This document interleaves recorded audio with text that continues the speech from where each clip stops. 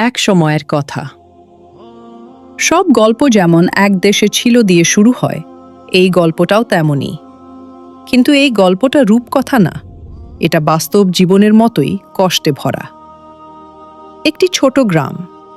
গ্রামের শেষ প্রান্তে মাটির তৈরি একটি ঘর। এই ঘরেই থাকত দুই বোন, রাইমা আর সাবিনা। রাইমা ছিল বড়, শান্ত স্বভাবের, আর সাবিনা ছিল ছোট, খুব আবেগী, খুব চঞ্চল। তাদের মা আমেনা বেগম ছিলেন ভালোবাসার এক নাম। মা থাকলে যেমন হয়, সকালে ঘুম ভাঙানো, নিজ হাতে খাওয়ানো, রাতে বুকে জড়িয়ে ঘুম পাড়ানো। এই দুই বোনও ঠিক তেমনই সুখে ছিল। কিন্তু সুখ সবসময় স্থায়ী হয় না। একদিন হঠাৎ তাদের মা অসুস্থ হয়ে পড়লেন। জ্বর, দুর্বলতা। গ্রামের ডাক্তার বললেন, আল্লাহ ভরসা। আর আল্লাহ যা চেয়েছিলেন তাই হল। এক সন্ধ্যায় মায়ের নিঃশ্বাস থেমে গেল। সেই দিন রাইমা প্রথম বুঝেছিল কান্না কতটা ভারী হতে পারে। আর সাবিনা, সে শুধু মায়ের কাপড় আঁকড়ে ধরে বলছিল, মা উঠো না, আমি ভালো থাকব। কিন্তু মা আর উঠলেন না। মায়ের মৃত্যুর পর ঘরটা আগের মতোই ছিল, কিন্তু ঘরের ভেতরের হাসি হারিয়ে গিয়েছিল। বাবা হাসান আলী দিনমজুর মানুষ। সংসারের চাপে, আত্মীয়দের কথায় 1 বছর পর আবার বিয়ে করলেন। নতুন স্ত্রীর নাম মালেকা বেগম। শুরুতে তিনি খুব ভালো ছিলেন। মেয়েদের মাথায় হাত বুলাতেন, মিষ্টি করে কথা বলতেন। রাইমা মনে মনে ভাবত, হয়তো আল্লাহ আবার একজন মা পাঠিয়েছেন। কিন্তু সময় সবকিছু খুলে দেয়। বাবা কাজে গেলে মালেকা বেগমের মুখ বদলে যেত। খাবার কমে গেল, হাসি কমে গেল, ভালোবাসা একেবারে উধাও। তিনি বলতেন, এই ঘর চালাতে কষ্ট হয়, তোমাদের আদর করার সময় নেই। রাইমা চুপ থাকত, কিছু বলতো না। কিন্তু ছোট সাবিনা প্রায় কাঁদত। রাতে দুই বোন একসাথে শুয়ে মাকে মনে করে কাঁদত। এক রাতে সাবিনা ফিসফিস করে বলল, আপু, মা থাকলে কি আমাদের এমন হতো?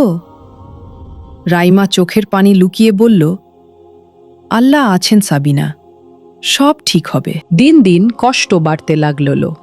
ভোরে উঠেই কাজ, ঘর ঝাড়ু, পানি আনা, রান্না।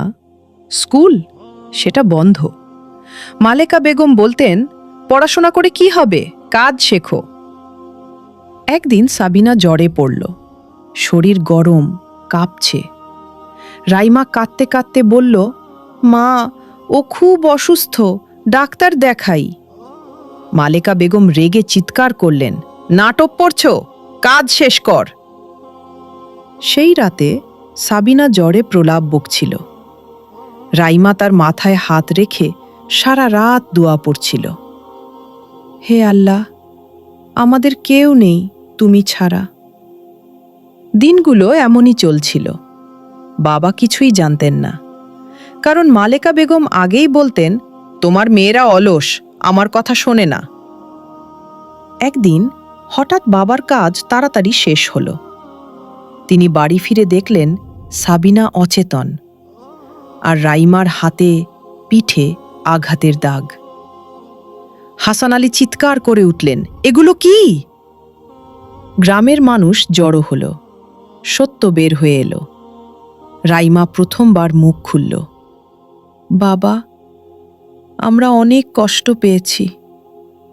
হাসান আলী মাটিতে বসে পড়লেন, চোখে পানি। আমি অন্ধ ছিলাম। সালিশ বসল। সিদ্ধান্ত হল, মালেকা বেগম আর এই ঘরে থাকবেন না। তিনি চলে গেলেন। ঘরটা খালি হল, কিন্তু ভারী বোঝা সরে গেল। বাবা মেয়েদের আবার স্কুলে ভর্তি করালেন। নিজের ভুল শোধরানোর চেষ্টা করলেন। সময় গেল। রাইমা বড় হয়ে শিক্ষিকা হল, সাবিনা ডাক্তার। তারা শিখল, কষ্ট মানুষকে ভাঙে না, শক্ত করে। এই গল্প আমাদের শেখায়, যেখানে ধৈর্য আছে সেখানে আল্লাহর সাহায্য আছে। আপনি যদি এই গল্প থেকে কিছু শিখে থাকেন, লাইক দিন, কমেন্টে লিখুন আমিন। আর এমন গল্প পেতে সাবস্ক্রাইব করুন। আল্লাহ হাফেজ।